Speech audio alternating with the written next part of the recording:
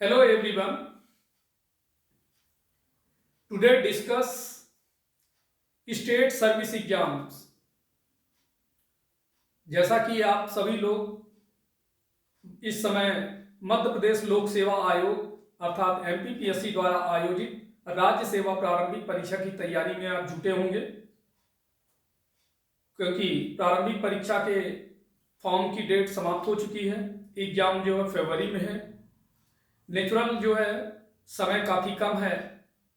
इस समय क्या रणनीति होनी चाहिए, कैसे प्रिपरेशन करना चाहिए, इसके बारे में हम डिटेल में चर्चा करेंगे। सबसे पहले हम आप नज़र डालें MPPSC Madhya Pradesh public service commission के बारे में। खासकर इसलिए मैं डिटेल में चर्चा करने जा रहा हूं कि कई ऐसे अभ्यर्थी होंगे जो कि प्रथम बार इस परीक्षा में अपीयर हो रहे होंगे। जो विद्यार्थी इसके पहले भी इस एग्जाम में अपीयर हो चुके हैं उनको जानकारी विदित है, उनके लिए रणनीति के बारे में जो चर्चा करेंगे वो जानना आवश्यक है। तो सबसे पहले एमपीपीएससी क्या है? मध्य प्रदेश लोक सेवा आयोग एक राज्य स्तरीय संगठन है जो मध्य प्रदेश सरकार में विभिन्न प्रशासनिक पदों के लिए कैंडिडेट्स रिक्रूटमेंट के लिए स्टेट सर्विसेज एग्जाम आयोजित करने के लिए जिम्मेदार है। यद्यपि राज्य सेवा परीक्षा के अलावा और भी अन्य तरीके की भर्तियां आयोजित करने के लिए जिम्मेदार है, जैसे सहायक प्राध्यापक, राज्य पात्रता परीक्षा जिसे हम स्टेट एलिजिबिलिटी टेस्ट बोलते हैं, असिस्टेंट रजिस्ट्रार, और भी कई अलग अलग इस तरीके से विभागों के एग्जाम को कंडक्ट करने के लिए एक संस्था है। तो हम अभी वर्तमान में जो चर्चा कर रहे हैं वो राज्य सेवा प्रारंभिक परीक्षा के बारे में। तो राज्य सेवा परीक्षा 3 चरणों में आयोजित की जाती है। प्रारंभिक परीक्षा प्रिलिमिनरी एग्जामिनेशन, मुख्य परीक्षा मेन एग्जामिनेशन, साक्षात्कार इंटरव्यू। दरअसल सभी को रुचि रहती है कि आखिर एमपीपीएससी के थ्रू हम राज्य सेवा प्रारंभिक परीक्षा जो देने जा रहे हैं, तो खासकर वो विद्यार्थी जो अभी पहली बार अपीयर और उनके लिए जिज्ञासा होती है तो जाने कि इस परीक्षा के माध्यम से क्या क्या पद उन्हें प्राप्त होते हैं। यद्यपि ये पद जो है डिपेंड करता है हर साल वैकेंसीज पर कि वर्तमान में वैकेंसीज किस विभाग में से संबंधित किस पद के लिए भेजा गया है। जैसे कि मोटे तौर पर जाने कि राज्य सेवा परीक्षा के माध्यम से deputy collectors, deputy superintendent of police जिसे हम डिप्टी एसपी बोलते हैं शॉर्ट में, district excise officer, assistant commissioner state GST, chief municipal officer, chief executive officer, नायब तहसीलदार या इसी प्रकार से अन्य प्रशासनिक पदों जैसे पदों पर काम करने का अवसर प्राप्त होता है। और ये अत्यधिक मांग वाली परीक्षा होती है और यही कुछ ऐसे पद हैं जो एक आकर्षण बनते हैं और इन्हीं के आकर्षण पद को देखते हुए उम्मीदवार इस परीक्षा की तैयारी में लगे हैं। तो सबसे पहले हम मध्य प्रदेश लोक सेवा आयोग के सिलेबस का अवलोकन करें। इफेक्टिव प्रिपरेशन के लिए सिलेबस की गहन समझ होना आवश्यक है। प्रिलिमिनरी एग्जाम के लिए सिलेबस का विवरण आप लोग देख चुके होंगे, विज्ञापन में ऑलरेडी वहां पर वेबसाइट में मध्य प्रदेश लोक सेवा आयोग की वेबसाइट में आप देख चुके होंगे या नहीं देखे होंगे तो जरूर अध्ययन करें। जैसा कि आप जानते हैं कि जनरल स्टडीज पेपर 1 जिसे हम सामान्य अध्ययन कहते हैं, और सामान्य अध्ययन के अंतर्गत हमें मध्य प्रदेश का इतिहास, संस्कृति और विरासत, भारतीय इतिहास और राष्ट्रीय आंदोलन, भारत और मध्य प्रदेश का भूगोल, संविधान, राजनीति और शासन, आर्थिक और सामाजिक विकास, पर्यावरण संबंधी मुद्दे और जैव विविधता, सामान्य विज्ञान और प्रौद्योगिकी, करंट अफेयर्स, राष्ट्रीय और अंतर्राष्ट्रीय। तो ये पाठ्यक्रम, इससे संबंधित प्रश्न लगभग 100 प्रश्न पूछे जाएंगे। अब हम बात करेंगे पेपर 2 में। तो पेपर 2 जिसे हम सीसैट या जनरल मेंटल एबिलिटी टेस्ट भी बोलते हैं, इसमें जो है समझ और तार्किक तर्क से संबंधित प्रश्न पूछे जाते हैं। गणितीय क्षमता, मैथमेटिकल एबिलिटी, निर्णय लेना, decision making and problem solving, समस्या समाधान, डेटा का व्याख्या करना, डेटा इंटरप्रिटेशन, पारस्परिक कौशल और संचार, इंटरपर्सनल स्किल एंड कम्युनिकेशन। तो देखिए, ये प्रारंभिक परीक्षा में क्या हुआ कि परीक्षा आपको जानकारी होनी चाहिए कि प्रारंभिक परीक्षा में कितने पेपर होते हैं। तो 2 पेपर, प्रश्न पत्र फर्स्ट और प्रश्न पत्र द्वितीय, जिसका कि अभी हमने उल्लेख किया। अब हम बात करेंगे ओवरऑल कि सिलेक्शन प्रोसेस। तो सिलेक्शन प्रोसेस यदि देखा जाए तो राज्य सेवा प्रारंभिक परीक्षा के देखा जाए तो कंप्लीटली 3 चरण होते हैं। प्रारंभिक परीक्षा जो ऑब्जेक्टिव टाइप और मल्टीपल चॉइस के होते हैं, और इसमें जो सामान्य अध्ययन का पेपर है ये 200 मार्क्स का है, और जनरल मेंटल एबिलिटी का पेपर भी यानी सेकंड पेपर ये भी 200 मार्क्स का है। प्रारंभिक परीक्षा में जो प्राप्त अंक होते हैं वो क्वालिफाइंग नेचर के होते हैं, जबकि वही main examination conventional type means written examination, लिखित परीक्षा होती है। इसमें जनरल स्टडीज, हिंदी और ऐसे लेखन सहित 6 पेपर होते हैं। थर्ड स्टेज होता है इंटरव्यू, जिसे हम पर्सनालिटी टेस्ट यानी व्यक्तित्व परीक्षण भी कहते हैं। इस फेज में कैंडिडेट के personality, communication skill, administrative role के लिए आकलन किया जाता है।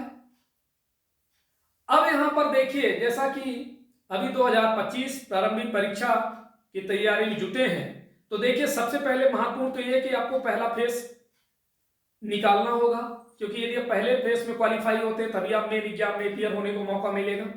तो इस समय सबसे पहले महत्वपूर्ण रणनीति ये होनी चाहिए कि प्रारंभिक परीक्षा के एग्जाम को कैसे फाइट किया जाए और कैसे निकाला जाए। तो सबसे पहले आपको एग्जाम पैटर्न और सिलेबस को समझना आवश्यक है। अपनी प्रिपरेशन शुरू करने से पहले एग्जाम पैटर्न और सिलेबस से खुद को परिचित करें। सभी विषयों की एक चेकलिस्ट बनाएं और प्रत्येक क्षेत्र को व्यवस्थित रूप से कवर करने के लिए एक स्टडी प्लान बनाएं।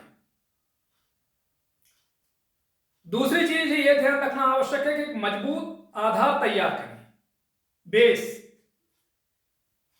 कक्षा 6 से लेकर कक्षा 12 के लिए एनसीईआरटी टेक्स्ट बुक को संशोधित करके शुरू करें। यद्यप समय बहुत कम है, लेकिन बेस यहीं से है।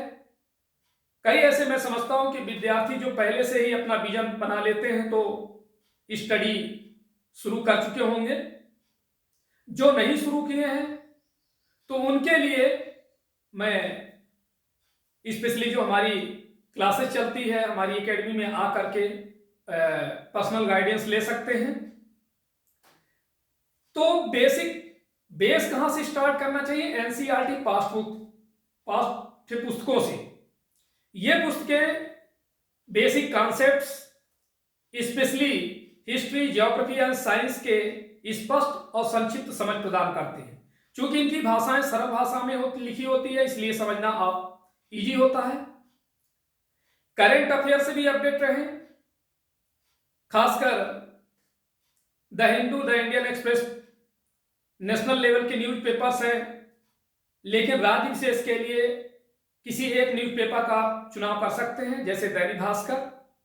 इनको पढ़ने के लिए रोजाना समय देना चाहिए। इसके साथ ही साथ राष्ट्रीय और अंतर्राष्ट्रीय विकास पर अपडेट रहने के लिए कुछ मासिक पत्रिकाएं हैं जिसे मंथली मैगजीन्स बोलते हैं और मार्केट में है। जो भी आपको लगे उनका अनुसरण कर सकते हैं। अब सबसे महत्वपूर्ण चीज ये है कि इन ओवरऑल सभी चीजों का अध्ययन करने के लिए मैनेजमेंट कैसा होना चाहिए, जिसे हम नाम देते हैं मास्टर टाइम मैनेजमेंट। अपने स्टडी के घंटों को छोटे केंद्रों में विभाजित करें। क्या है कि लगातार आप 3 घंटे 4 घंटे नहीं स्टडी कर सकते हैं, इसलिए सब्जेक्ट वाइज अपने अनुसार टाइम टेबल निर्धारित करें। अपने स्टडी सेशन और ब्रेक को ट्रैक करने के लिए टाइमर या मोबाइल ऐप जैसे टूल का उपयोग कर सकते हैं। अपनी प्रिपरेशन को अधिकतम करने के लिए जो हाई स्कोरर सब्जेक्ट्स हैं, जहां से ज्यादा क्वेश्चन आने की संभावनाएं हैं, उन पर ज्यादा अटेंशन कर सकते हैं।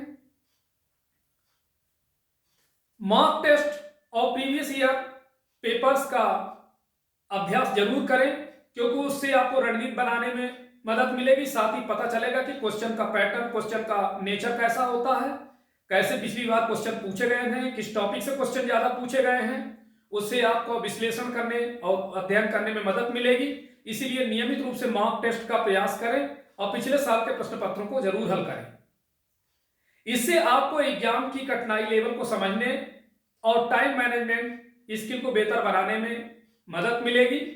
अपने प्रदर्शन का विश्लेषण करने और कमजोर क्षेत्रों की पहचान करने पर जरूर ध्यान दें। आज जो है डिजिटल युग है, और इस डिजिटल युग के दौरान आप सभी जो है कहीं ना कहीं स्मार्टफोन जरूर यूज करते हैं। इसलिए ऑनलाइन सोर्सेस का उपयोग करें। द्रोणाचार्य सिविल सर्विसेज एकेडमी या में यूट्यूब चैनल और साथ ही साथ जो है अन्य प्लेटफॉर्म, टेलीग्राम चैनल्स और यूट्यूब में भी कई हमारे वीडियो अपलोडेड हैं, उसको सुन सकते हैं। कई नोट्स और क्विज के माध्यम से सहायता ले सकते हैं। और जहां आपको आवश्यकता हो तो व्यक्तिशः आप टेलीफोन के माध्यम से, जहां आपको कठिनाई महसूस हो उसमें आप जानकारी ले सकते हैं। और इन सभी को अध्ययन के दौरान सबसे महत्वपूर्ण चीज ये है कि आप अपना पर्सनल नोट्स जरूर बनाएं। आज देखिए मार्केट में स्टडी मटेरियल की कमी नहीं है, मार्केट में स्टडी मटेरियल भरा हुआ है। सबसे महत्वपूर्ण चीज है कि बेस्ट मटेरियल क्या है और कितना भी पढ़ेंगे, जब तक आप अपना द्वारा व्यक्तिगत स्वतः का नोट्स नहीं बनाएंगे, वो चीजें याद नहीं होती और एग्जाम टाइम में रिवीजन भी नहीं हो पाता। इसीलिए स्टडी करते समय अपनी लैंग्वेज में मोल्ड करके स्ट्रक्चर युक्त और शॉर्ट में नोट्स बनाएं। संशोधन को आसान बनाने के लिए मेन पॉइंट्स, फैक्ट्स, डेटा को हाईलाइट कर लें। ज्योग्राफी और साइंस जैसे विषयों के लिए फ्लो चार्ट और डायग्राम का उपयोग कर सकते हैं। क्योंकि अब मध्य प्रदेश लोक सेवा आयोग के परीक्षा में अपीयर हो रहे हैं, इसीलिए मध्य प्रदेश स्पेसिफिक सब्जेक्ट पर जरूर ध्यान दें।